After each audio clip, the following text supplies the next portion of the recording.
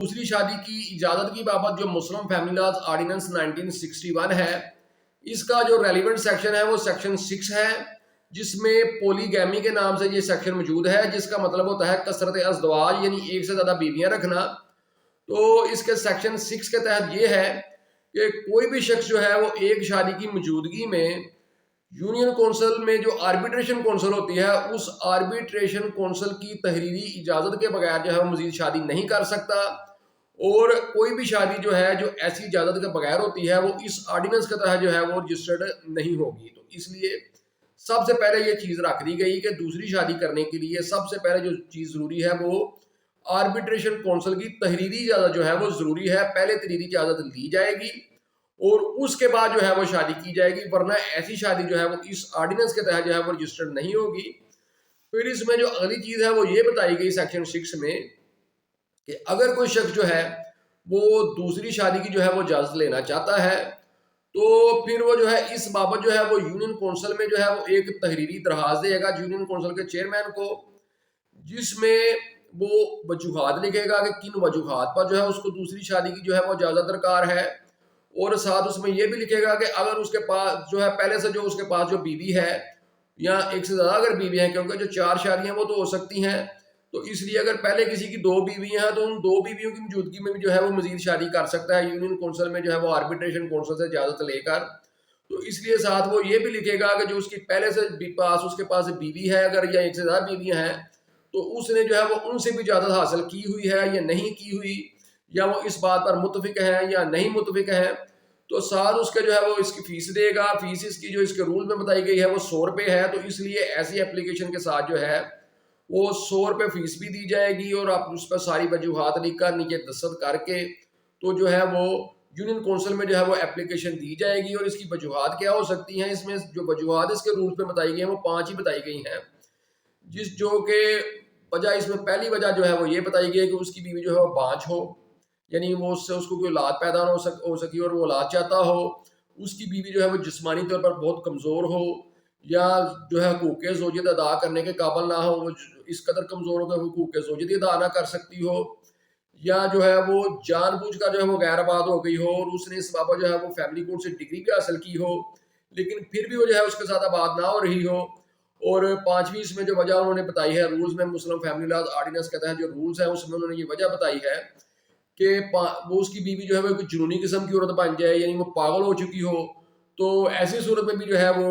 दूसरी शादी की जो है वो इजाज़त की दरखास्त जो है वो हासिल कर देकर तो दूसरी शादी की इजाज़त जो है वो हासिल कर सकता है।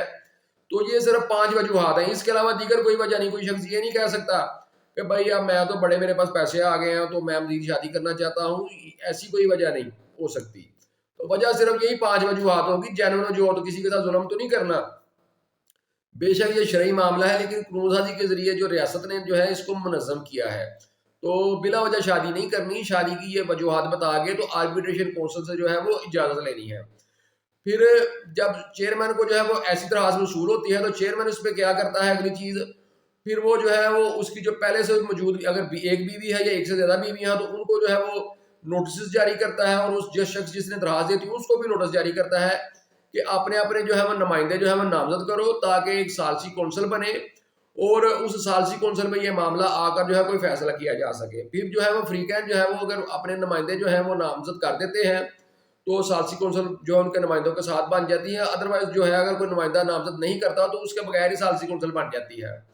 तो फिर वो जो सालसी कौंसिल होती है वो फिर ये मामले को देखती है, और अगर सालसी कौंसिल समझे कि वाकई जिस शख्स ने जो है वो शादी की इजाज़त की दरखास्त दी है इसकी जो वजूहात हैं वो दुरुस्त हैं और इसको जो है वो इजाज़त दे देनी चाहिए, तो ऐसी शराइत के ताबे है जो सालसी कौंसिल मुनासिब समझे, ऐसे शख्स को जो है वो दूसरी शादी की जो है वो इजाज़त जो है उसकी जो है वो उसकी दरखास्त जो है मंजूर कर सकती है और उसको इजाज़त जो है वो दे सकती है। और उसके बाद उस तहरीरी इजाज़त के बाद जो है वो दूसरी शादी जो है या मज़ीद शादी जो है वो कर सकता है। लेकिन अगर सालसी कौंसिल जो है उसको दूसरी शादी या मज़ीद शादी की इजाज़त नहीं देती,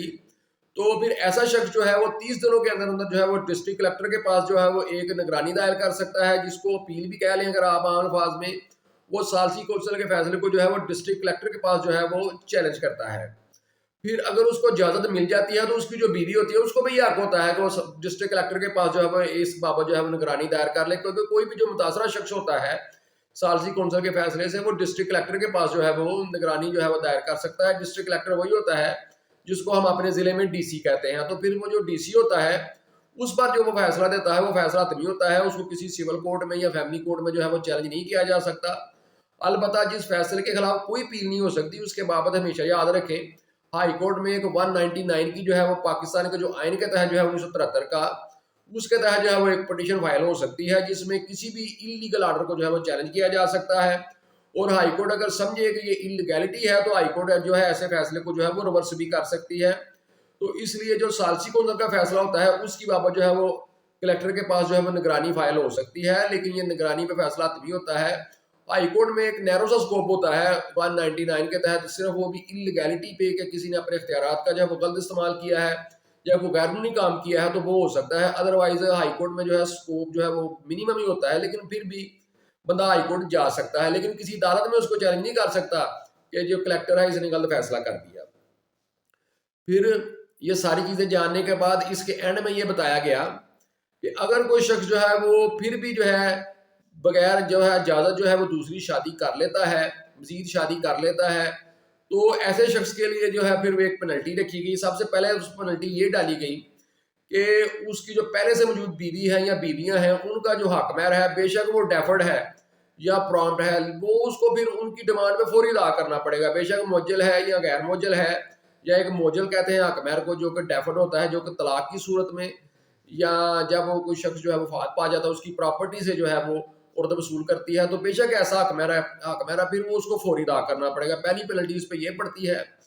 और फिर दूसरी पेनल्टी उस पर क्या पड़ती है कि उसको जो है वो 1 साल तक कैद की सजा हो सकती है एक इस्तगासा फाइल करके, और उस कैद की सजा के साथ साथ उसको जो है 5,000 रुपये तक जो है वो जुर्माना हो सकता है। लेकिन इसमें एक चीज़ जो है मैं बता दूं कि जो पंजाब है उसने साल 2015 में एक अमेंडमेंट की हुई है जिसमें ये जो जुर्माना है ये 5,000 रुपये नहीं बल्कि 5 लाख रुपये है। पंजाब ने जुर्माना बहुत ज़्यादा बढ़ा दिया हुआ है। तो इस तरह अगर कोई शख्स जो है बगैर ज़्यादा जो है वो दूसरी शादी कर लेता है और फिर उसको खिलाफ जो है वो एक पेनल्टी जो है पीनल क्लास के तौर पर उसको जो है वो 1 साल तक जो है वो कैद की सजा हो सकती है। बेशक ये शरई हक है उसका, लेकिन रियासत ने कानून साजी की औरत को तहफ़्फ़ुज़ देने के लिए और मामला को एक सिस्टम में लाने के लिए कि आप इजाज़त लें और मजीद शादी करें, लेकिन उसके बगैर कोई नहीं करेगा। तो इसलिए ये सजा रख दी गई 1 साल तक कैद की सजा और साथ जुर्माना। और ये जो है एक इस्तगासे की बुनियाद पर होता है, ये सजा होती है। और इस्तगासा ये जो है ये फैमिली कोर्ट में दायर होता है। और पंजाब के अलावा जो जितने भी दीगर सूबे हैं वहाँ पर कोई मुतासरा फरीक जो है वो आज खुद इस्तगासा दायर नहीं कर सकता, यानी बीवी आज खुद इस्तगासा दायर नहीं कर सकती। वो पहले यूनियन कौंसिल में जाएगी और यूनियन कौंसिल को बताएगी, ये उसको जो है बताएगी कि ये जो मामला है ये हो गया है, उसने बगैर या दूसरी शादी कर ली है। तो फिर यूनियन कौंसिल की जानब से वो इस्तगासा फैमिली कोर्ट में जाएगा और उधर जो है फैमिली कोर्ट जो है उसकी कॉग्निजेंस लेगी। लेकिन पंजाब ने जब साल 2015 में अमेंडमेंट की तो उसने ये भी कर दिया साथ कि कोई भी जो मुतासरा शख्स है वो फैमिली कोर्ट में इस्तगासा दायर कर सकता है। तो इसलिए जो मुतासरा शख्स है वो तो वो बीवी होती है, तो वो बीवी जो है पंजाब में डायरेक्टली जो है वो फैमिली कोर्ट में इस्तगासा दायर करके तो उस खावंद को जो है वो सदा करवा सकती है जिसने जो है वो दूसरी शादी जो है बगैर इजाजत जो है वो की होती है। और इसमें पंजाब में यूनियन कौंसिल भी इस्तगासा दायर कर सकते हैं, क्योंकि यूनियन कौंसिल जो है वो कस्टोडियन होती है इन सारे मामला की। तो वो भी जो है मुतासरा हो जो शख्स में की जद में जो है या उसके जो लेवल में जो है वो आ जाती है, तो इसलिए यूनियन कौंसिल भी जो इस्तगासा जो है वो फाइल कर सकती है। लेकिन यूनियन कौंसिल जो होती है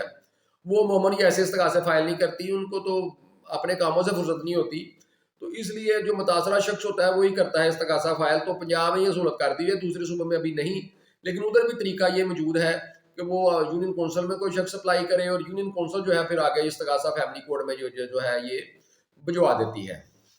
तो इस तरह जो दूसरी शादी है इसकी बाबत जो है वो मुस्लिम फैमिली लॉ ऑर्डिनेंस में ये बता दिया गया कि कोई शख्स भी जो है वो आर्बिट्रेशन कौंसिल की तहरीरी इजाज़त के बगैर जो है मजीद शादी नहीं करेगा। अगर उसकी पहले से कोई बीवी या बीवियाँ मौजूद हैं और उसकी इजाज़त लेने के लिए वो आर्बिट्रेशन कौंसिल से इजाज़त लेने के लिए यूनियन कौंसिल के चेयरमैन को दरखास्त देगा, जो कि उस दरखास्त पर एक आर्बिट्रेशन कौंसिल बनाएगा और फिर वो आर्बिट्रेशन कौंसिल जो अपना फैसला देगी। अगर वो इजाज़त देती है तो ठीक है, वरना वो अपील करके कलेक्टर के पास जो है अपना जो है वो दादरसी हासिल कर सकता है। अगर वो इजाज़त दे देती है आर्बिट्रेशन कौंसिल दूसरी इजाज़त की, तो बीवी भी इसके अगेंस्ट कलेक्टर के पास अपील कर सकती है। और अगर वो बगैर इजाज़त जो है वो दूसरी शादी कर लेता है